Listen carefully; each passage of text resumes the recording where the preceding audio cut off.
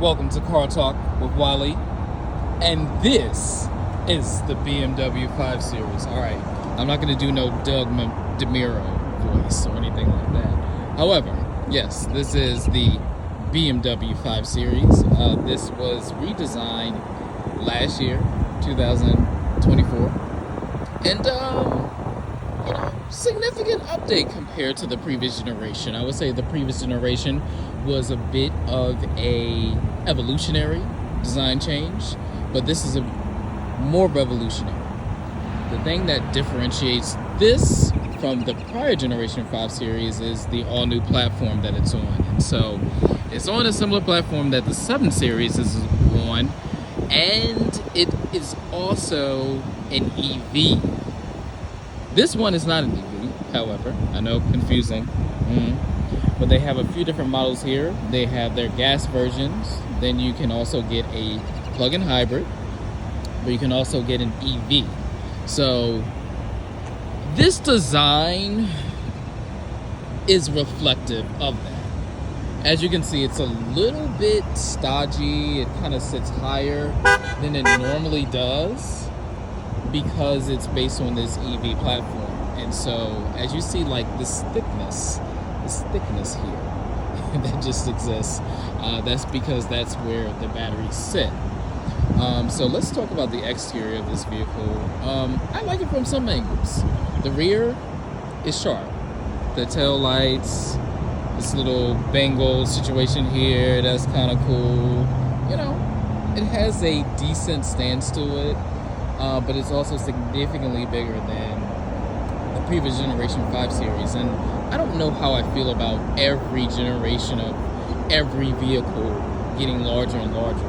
I think it's kind of getting a bit out of hand, and I understand it's done for a lot of different reasons because of the transition to EV. There's also different safety requirements that are often constantly changing. So I get it from that standpoint, but I don't always like it.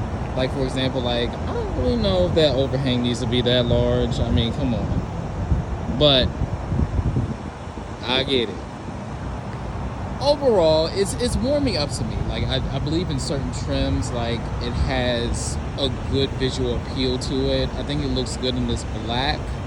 But do I love the last generation a little bit more? Yes, I do enjoy that design a little bit more. But I believe it fits in well to where BMW is transitioning their design language. And it doesn't have this overly expressive grille, even though it's still too big. But it's not as ridiculous as some other BMW grilles that we've seen in the past. So the outside here, we have 19-inch wheels, even though these don't even look like 19-inch wheels because it's such a large car. I like the thick tires, surprisingly, because low profiles give you a harsh ride. And I do know, based on my 3 series, the tires really make the difference when it comes to the ride. But this is also a very compliant ride. This car is comfortable. It still operates like a BMW. It still handles well. It still steers well. You get a decent feel of the road. I mean, it's a little bit muted because that's what you get from cars of this era now. But I would say it drives pretty good. Like, you get into this car and it feels still like a BMW, but it's very compliant, it's comfortable, and that's what I appreciate when it comes to the 5 Series, because you know that you're stepping into a luxury vehicle. The 3 Series, although I often argue with people, that's the best BMW you can buy. Yeah, in some regards. It may be the most fleshed out as far as like reliability and some other kinks, because by the time it gets down to a 3 Series, you know, that technology is already transcending. So, but when it comes to comfort and what the new age BMW is supposed to be, this really fits the bill. So if we look in the interior just a little bit here, seats are super comfortable. The leather is soft and compliant. And I would say it's softer than what I've experienced in prior generation 5 series. and so I appreciate that. And so this is not a very high spec, but funny enough, you get standard, you get the Harman Kardon sound system, which is a good sound system, but you can also upgrade if you go to higher trim levels too. In the, I think it's the Bowles and Wilkes system. You know, I could be quoting that wrong, but this sounds pretty good. I would say it's calibrated well, and it actually sounds better than the Harman Kardon in my 3 Series. You have heated rear seats, you have your auxiliary plugs back here, more auxiliary plugs here, and I don't even know what this little compartment thing is for, but cool there. You do have your power trunk, which I always appreciate. You can kick under there, you know, when we're kicking, right? There we go. Very, very large trunk there. So definitely appreciate that. And you can kick under and it comes down, you know, standard stuff. As we step inside, so you understand what I say about the batteries are under here. This floor is so high, you know, compared to where it starts. And that's because the batteries, when the car has batteries, this car does not have any batteries.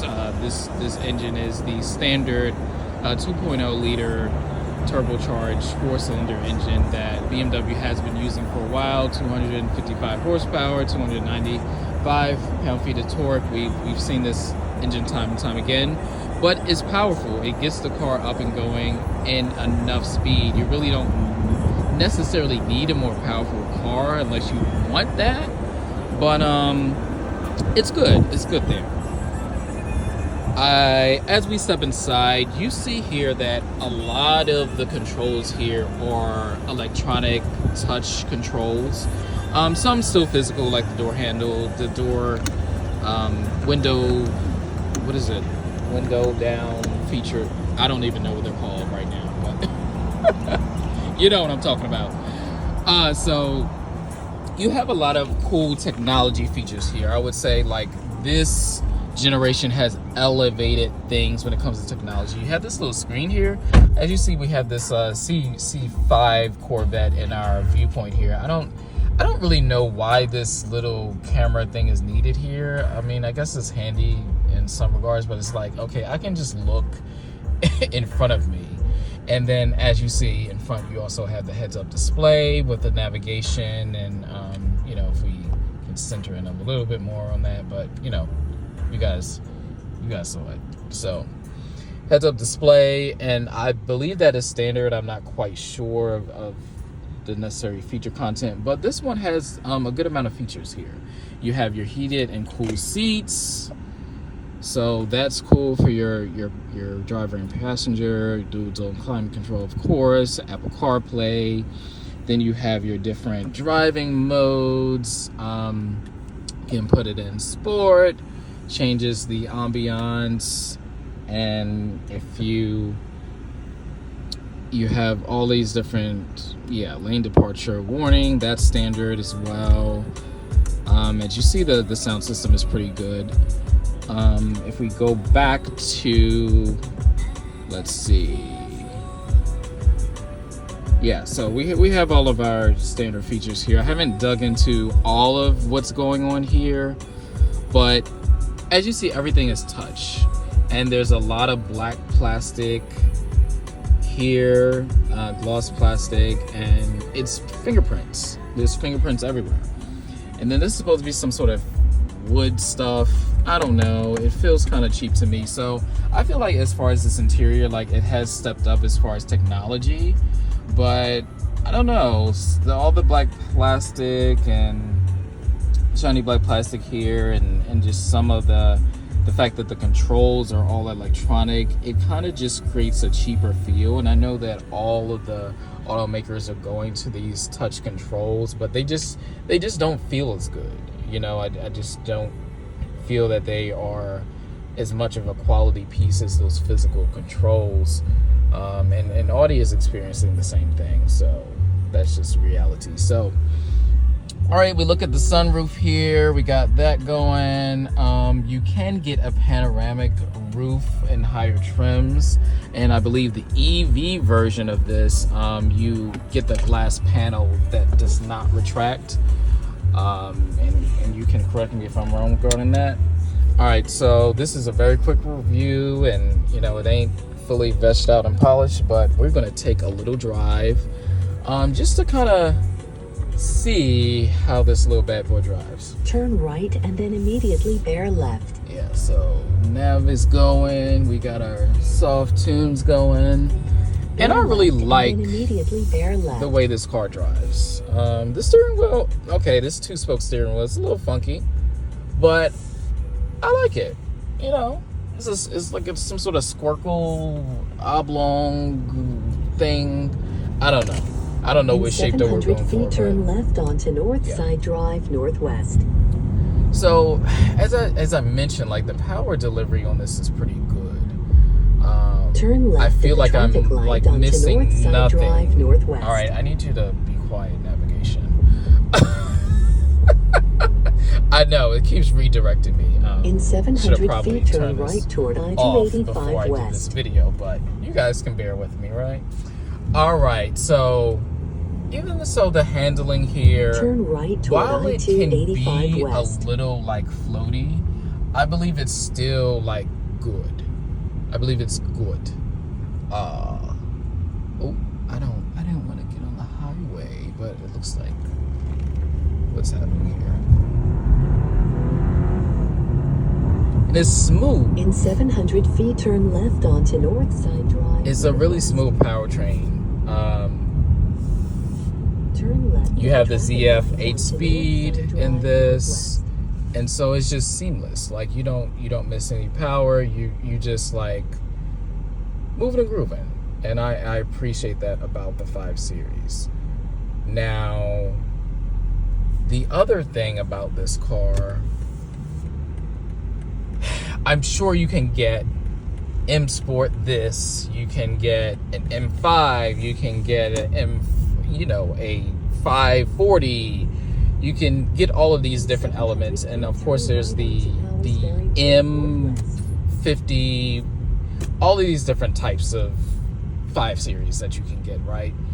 But I feel like this one in particular is going to be your most compliant one, because it has your softer tires, and so if you want a luxury vehicle and you're really concerned about the luxury, I feel like this is a good car. It's a good basis, and some would say great, but there's also a lot of options out there, so there is that. You have the E-Class, which arguably I think is more beautiful. BMW rarely makes beautiful vehicles, and I'm an owner of a BMW, so I'm not judging.